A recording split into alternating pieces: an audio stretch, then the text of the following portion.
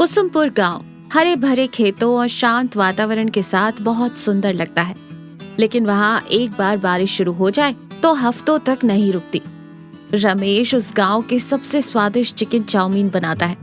आसपास के गांव के लोग उसके चाउमीन खाने आते हैं, लेकिन पिछले 3 दिनों से लगातार हो रही इस बारिश ने उसके व्यापार पर पानी फेर दिया है। रमेश निराश होकर सिर पकड़े बैठा है। सुजाता, देख रही हो, आसमान में कोई बड़ा छेद हो गया है क्या? सुबह नहीं रात नहीं, बस बरस रहा है। 3 दिन से मेरा ठेला घर के बाहर भीगकर रो रहा है। ऐसे ही और 4 दिन बारिश हुई तो हमें घर में ही चाउमीन की तरह उबलना पड़ेगा। 1 रुपए की भी बोहनी नहीं हुई। अरे ये क्या कह रहे हो? तो क्या जाकर आसमान से युद्ध करोगे? प्रकृति है तो बरसेगी, थोड़ा धैर्य रखिए। बारिश कम होते ही आपका व्यापार फिर से जोर पकड़ लेगा। तभी अचानक दरवाजा खुलता है। भुवन अपना छाता बंद करते हुए पानी झटकते हुए अंदर आता है। वो पूरी तरह भीग चुका है। रमेश भाई, ओ रमेश भाई, बाहर मूसलाधार बारिश हो रही है। जल्दी से 1 प्लेट गर्मा गर्म तीखी चिकन चाउमीन लगा दो यार। मेरे पेट में चूहे कबड्डी नहीं, सीधे फुटबॉल खेल रहे हैं। भुवन, तुम्हें बाहर तूफान दिखाई नहीं दे रहा क्या? ठेला निकालने की भी जगह नहीं है और तुम चाउमीन मांग रहे हो? या फिर ठेला लाकर इस बेडरूम में लगा दूं क्या? जाओ जाओ, आज कोई चाउमीन नहीं है। बड़े अजीब हो भाई, एक तरफ मैं इतनी बारिश में जान हथेली पर रखकर तुम्हारी चाउमीन खाने आया हूँ और तुम मुझे ही भगा रहे हो। दोस्त के नाम पर कलंक हो तुम। भुवन भाई, आप इतना दिल पर मत लीजिए। ठेला बाहर कीचड़ में फंसा हुआ है। बारिश रुकने तक चाउमीन बनने का तो कोई सवाल ही नहीं पैदा होता। चाहे तो आप घर जाकर 1 गिलास गर्मा गर्म चाय पीकर सो जाइए। भुवन निराश होकर अपना खाली पेट सहलाते हुए चला जाता है। रमेश दाढ़ी खुजाते हुए गहराई से कुछ सोचते हुए इधर उधर टहलता रहता है। रमेश बहुत उत्साह से उछलते कूदते हुए आता है। सुजाता बर्तन समेट रही होती है। मिल गया सुजाता, मिल गया। मुझे एक जबरदस्त आइडिया मिल गया। सुजाता चौंक जाती है। उसके हाथ से बर्तन नीचे गिर जाते हैं। क्या क्या हुआ? मेरी तो जान ही निकल गई। क्या मिल गया? कोई गुप्त खजाना मिल गया क्या? अरे खजाना नहीं सुजाता, दुकान लगाने के लिए एक सुपर प्लेस मिल गई। अपने गांव के बाहर पहाड़ी के पास जो नीलगिरी गुफा है ना, वो अंदर से बहुत बड़ी, गर्म और सूखी है। बारिश की एक बूंद भी अंदर नहीं आती। हम अपना स्टॉल ले जाकर उस गुफा के अंदर लगाएंगे। सुजाता सिर पीटते हुए कहती है, आपका दिमाग खराब हो गया है क्या? उस खंडर गुफा में चाउमीन खाने कौन आएगा? गांव वाले आपको देखकर कहेंगे। अरे रे, तुम्हें व्यापार का रहस्य समझ नहीं आ रहा है। इस ठंड और बारिश में लोगों को कुछ गर्मा गर्म और तीखा खाने का मन करता है, लेकिन वो भीगना नहीं चाहते। उस गुफा में तो बारिश की एक बूंद भी नहीं आती। सब एकदम सेफ है। तुम मेरी बात मानो, सारा सामान पैक करो, बाकी मैं संभाल लूंगा। गुफा के अंदर एक छोटा टेबल, गैस स्टोव लगाया गया है। आग की रोशनी में गुफा लाल और सुंदर सी दिख रही है। रमेश चाउमीन बना रहा है। भुवन एक कोने में बैठकर चाव से चाउमीन खा रहा है। मुंह में चाउमीन ठूसते हुए भुवन कहता है, अब्बा वाह रमेश, तुम आम आदमी नहीं हो भाई, पक्के जीनियस हो। गुफा के अंदर गर्मा गर्म चिकन चाउमीन, इसे खाते हुए तो ऐसा लग रहा है जैसे आदि मानव अचानक मॉडर्न हो गए हो। खाओ भुवन, खूब खाओ, लेकिन याद रखना, आज फ्री में देना नहीं हो पाएगा। पैसे कैश में देने पड़ेंगे। पुराने उधारी में ये ऐड नहीं होंगे। पता नहीं भुवन भाई, गुफा में अंदर से अंधेरा भी है। जरा देख कर खाइएगा, कहीं चाव से खाने के चक्कर में चाउमीन के साथ गलती से कोई चमगादड़ न चबा जाए। ये बात सुनते ही भुवन डर के मारे अचानक खांसने लगता है। गले में उसके नूडल्स फंस जाते हैं और फिर वो पानी पीता है। रमेश और सुजाता जोर से हंसते हैं। उस दिन रमेश का प्लान काम कर जाता है। गांव वाले छाता लेकर गुफा के अंदर चाउमीन खाकर जाते हैं। व्यापार जोरों से चल पड़ता है।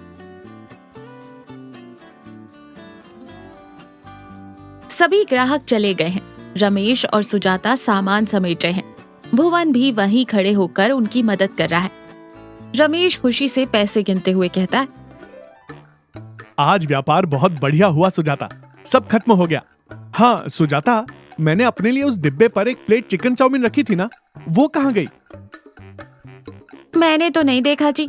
आपने जहाँ रखी थी वहीं होगी, ठीक से देखिए। भुवन इधर उधर देखते हुए घबराहट में कहता है, भाई मेरी तरफ ऐसी शक की नजर से मत देखो। मेरा पेट भर चुका है, मैंने नहीं खाई। लेकिन यहाँ तो वो प्लेट है ही नहीं। रमेश आश्चर्य से सिर खुजाते हुए कहता है, ऐसे कैसे? हवा में गायब हो गई क्या? 1 मिनट पहले मैंने खुद अपने हाथों से उसे वहां रखा था और स्टोव पहुंचने के लिए इधर घूमा।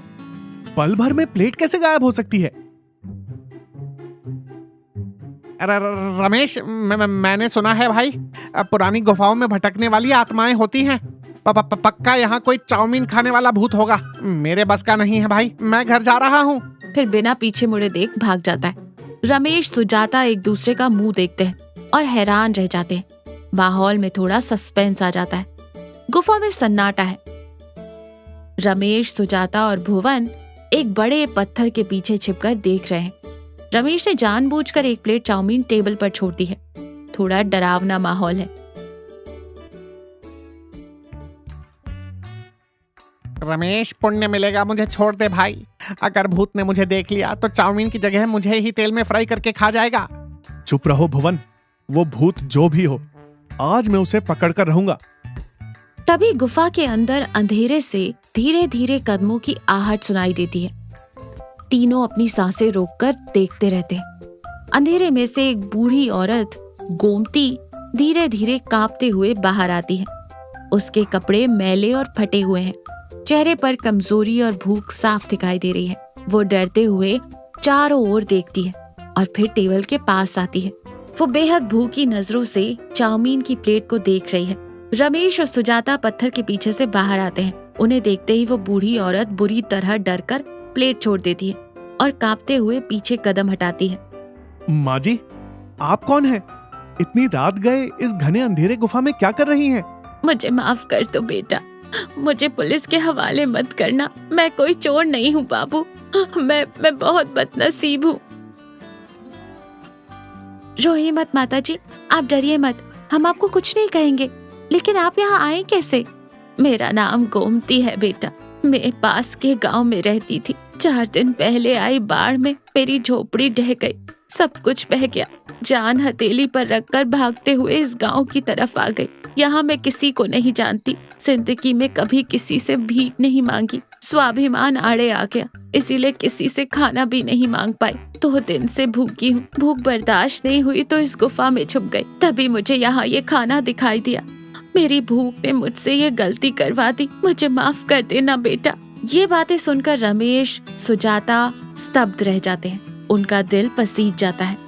बुरी तरह डरे हुए भुवन की आंखों में भी आंसू आ जाते हैं। अरे माँ जी, इसमें माफी मांगने वाली क्या बात है? ये रमेश मेरा जिगरी दोस्त है, इसके पास बहुत सारी चाउमीन है। आपको जितनी चाहिए आप उतनी खा सकती हैं। माँ जी, आपने जो किया वो चोरी नहीं है। सच कहूं तो आज आपने मुझे जीवन का एक महान सत्य सिखाया है। इंसान जो भी मेहनत करता है, कमाता है, वो बस 4 निवाले खाने के लिए ही तो है। मेरे हाथों में इतना अच्छा खाना बनाने का हुनर है, और अगर मेरा खाना भूख से तड़प रहे किसी इंसान के काम ना आए तो मेरे इस व्यापार का, इस कमाई का क्या अर्थ है माँ जी? सुजाता आंसू पोंछते हुए तुरंत स्टोव जलाती है और कहती है, माँ जी, आप कल की वो ठंडी चाउमीन मत खाइए, बस 2 मिनट बैठिए, मैं अभी आपके लिए अपने हाथों से स्पेशल गर्मा गर्म चाउमीन बनाकर खिलाती हूँ। सुजाता तुरंत कढ़ाई रखती है और खुशबूदार गर्मा गर्म चाउमीन बनाकर गोमती को देती है। गोमती इस गर्म खाने से बहुत खुश होती है। उसके चेहरे पर सुकून और शांति दिखाई देती है। माँ जी, आज से आपको इस अंधेरी गुफा में, इस ठंड में रहने की कोई जरूरत नहीं है। जब तक आपके लिए कोई रास्ता नहीं मिल जाता, आप हमारे साथ हमारे घर में रहेंगी। ये मेरा वादा है। गोमती हाथ धोकर खुशी के आंसुओं के साथ रमेश के सिर पर हाथ रखकर आशीर्वाद देती है। खुश रहो बेटा, तुम्हारा घर परिवार सुखी रहे। भगवान तुम्हारे व्यापार को हमेशा दिन दूनी रात चौगनी तरक्की दे। और रमेश भाई, माँ जी ने जो प्लेट खाई है उसके पैसे भी मेरे ही खाते में लिख लेना। आज भूत के बहाने ही सही, मुझे सच्ची इंसानियत और अच्छे दिलों के दर्शन हो गए। भुवन की बातों से सभी जोर से हंसते हैं। माहौल बिल्कुल खुशनुमा हो जाता है। रमेश अपना बड़ा सा छाता खोलता है। सुजाता, रमेश, भुवन और गोमती सभी मिलकर उस छाते के नीचे बरसती बारिश में गुफा से अपने घर की तरफ पैदल चलते हुए जाते हैं। रमेश ने बारिश की मार से अपने व्यापार को बचाने के लिए उस अंधेरी गुफा में दुकान लगाई, लेकिन वहां उसे व्यापार के साथ साथ जीवन में कभी ना भूल पाने वाला इंसानियत नाम का असली गुप्त खजाना मिल गया। सच ही तो है, जिंदगी में असली स्वाद खाने में डाले जाने वाले मसालों से नहीं आता, बल्कि किसी जरूरतमंद की भूख मिटाने में उनकी मदद करने में आता है।